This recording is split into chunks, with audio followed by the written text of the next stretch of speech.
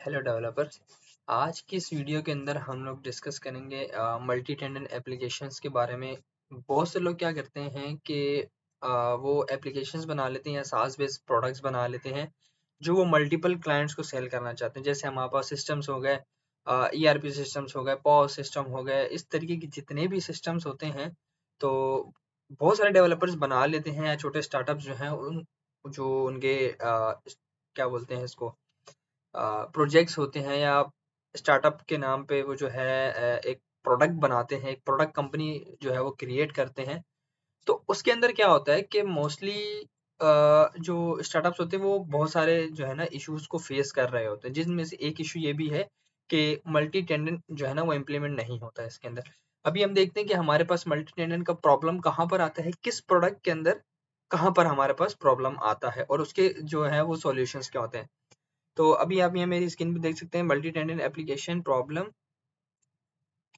ठीक है, अब जैसे हम ये देखें अगर तो हमारे पास ये क्लाइंट वन है, ठीक है, जिसका हमारे पास यूजर है और यूजर जो है वो ऐप पे जो है वो राउट करता है या ऐप पे हिट करता है।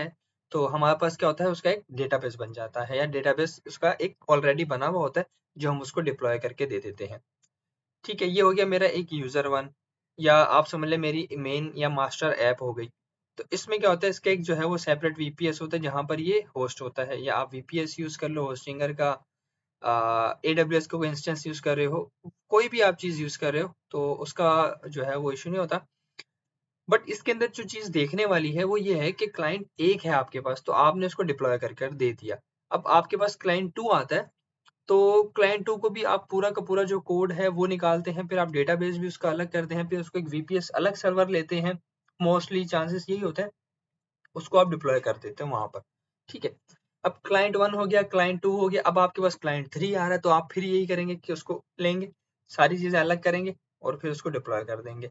ऐसे ही आपके पास जब क्लाइंट्स बढ़ते जाएंगे बढ़ते जाएंगे बढ़ते जाएंगे, तो ये एक चीज जो है ना वो करना मुश्किल हो जाएगी और इसके जो उसको हम कह सकते हैं इसकी जो कॉस्ट है वो भी बढ़ जाएगी, क्योंकि आपको सेपरेट चीजें लेनी पड़ेंगी, आपको डेटाबेस अलग बनाने पड़ेंगे और आपको अलग अलग बार बार होस्ट करना पड़ेगा। इसको सबसे बड़ा मसला जो है ना वो इसके अंदर ये आता है।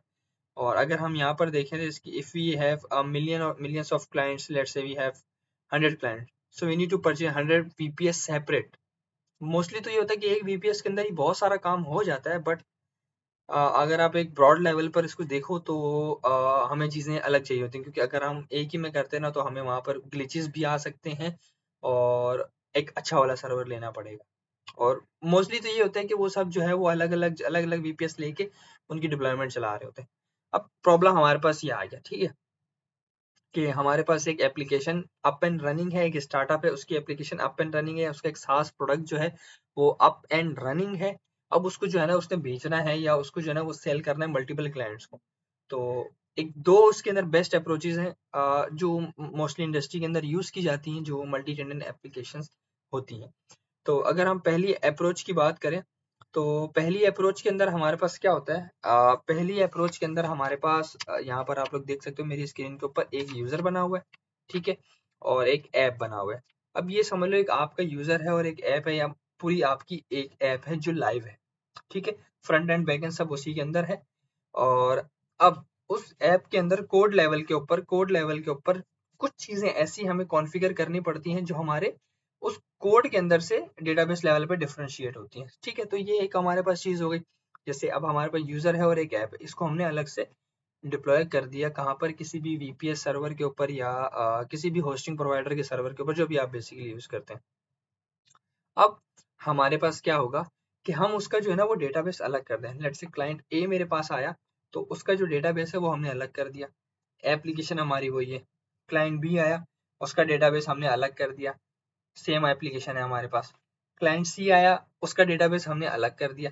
बिल्कुल इसी तरीके से जो है ना अगर मैं देखूं यहाँ पर 1 2 3 4 5 6 6 जो है ना वो मेरे पास क्लाइंट्स चल रहे हैं, मेरी होस्टिंग जो है वो एक ही है और मेरा जो बैकएंड चल रहा है, जो मेरा फ्रंट एंड चल रहा है, वो सब वही चल रहा है जो मैंने ऑलरेडी डिप्लॉय करके रखा हुआ है।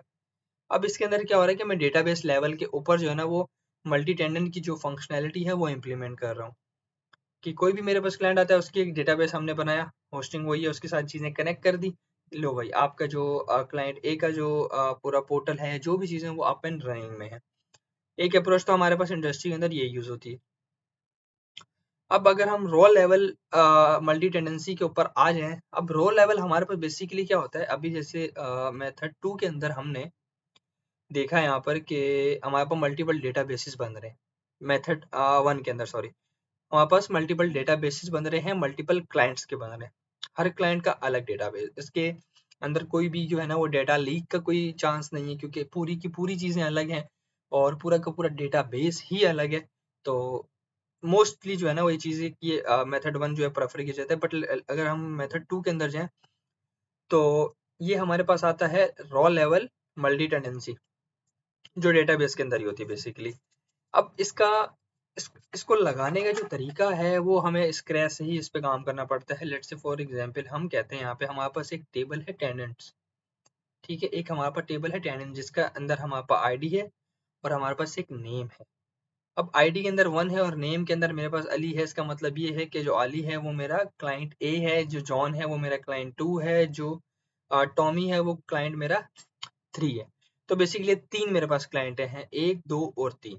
अब इनका मेरे पास डेटाबेस भी एक है, इनका मेरे पास एप्लीकेशन भी एक है, इनका मेरे पास फ्रंट एंड बैक एंड सब कुछ एक है, इनका मेरे पास वीपीएस भी सेम है, सब कुछ सेम है, मुझे कुछ भी चेंज नहीं करना, ना मुझे कोई डिप्लॉयमेंट चलानी है, ना मुझे कुछ और करना है। अगर मुझे इसको सॉफ्टवेयर एज अ सास बेच देना है तो इसके अंदर क्या होगा, हम एक टेबल की एग्जांपल लेते हैं, जैसे हमारे पास एक टेबल है यूजर्स का। तो बेसिकली इसके अंदर क्या हो रहा है, आप देख सकते हो कि यूजर के अंदर मेरे पास एक आईडी है और एक नेम है और एक टेंडेंट अंडरस्कोर आईडी है।